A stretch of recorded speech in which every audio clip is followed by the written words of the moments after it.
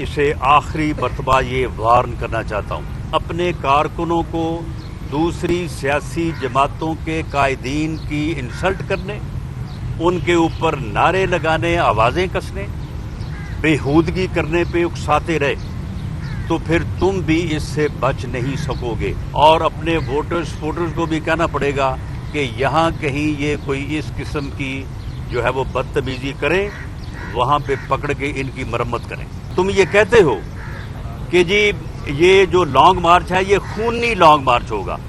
मेरी बात सुन लो, अगर तुमने ये अपना बयान वापस ना लिया तो मेरी बात सुन लो, मैं तुम्हें घर से नहीं निकलने दूंगा।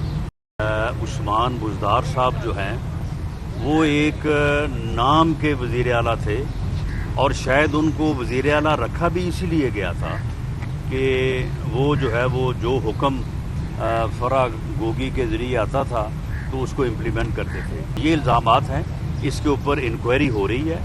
उस इंक्वायरी के नतीजे में जब क्रेडिबल एविडेंस सामने आएगी तो फिर उनके खिलाफ रेफरेंस या जो केस है वो दर्ज होगा और उसके नतीजे में फिर लाजमी बात है कि उनको अगर कानून का ये तकाजा हुआ कि उन्हें बाहर से थ्रू रेड वारंट जो है वो लाया जाना ज़रूरी है तो बिल्कुल लाया जाएगा।